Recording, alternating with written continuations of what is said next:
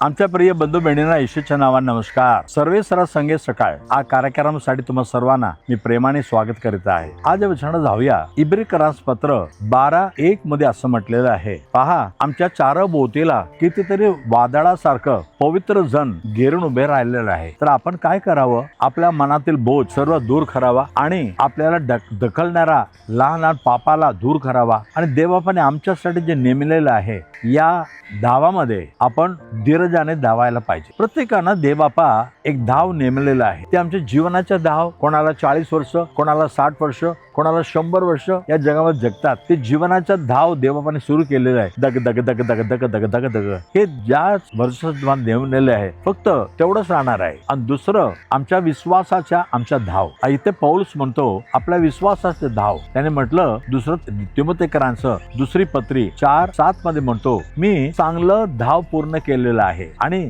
माझ्या विश्वासाला सांभाळून घेतलेलं आहे आणि चांगलं मी कुस्ती लढलेलं आहे. चांगलं धाव, एक धाव आमच्यासाठी नेमलेलं आहे.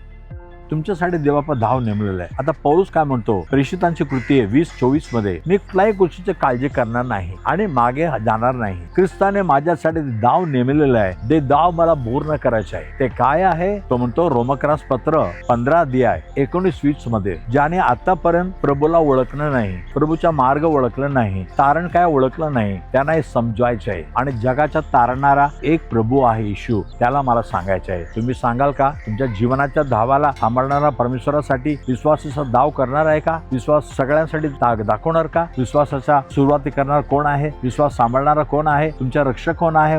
तारक कोण आहे? प्रार्थना करूया. पहिलं देवबापा, जसं पौलुसने म्हटलं माझ्यासाठी देवाने एक दाव नेमलेला आहे. या दावामध्ये मी ख्रिस्ताच्या सुवार्ता सांगायला पाहिजे. प्रत्येकानं सांगायला पाहिजे की तारक कोण आहे, जगाचे तारक कोण आहे. आणि तसं प्रत्येकानं ते बोझ दे प्रभू, तू नेमलेल्या धावामध्ये धावू दे, पण विश्वासाचे दाव धावू दे आणि याद्वारे देवाने आमच्यासाठी राखून खरं ठेवलेला ते स्वर्गाचा बक्षीस आम्ही मिळून घ्यावा. आशीर्वाद कर येशूच्या नावाने मागितो नाही प्रभू राजा. आमेन आमेन. God bless you. उद्या सकाळी पुन्हा भेटूया. आमेन.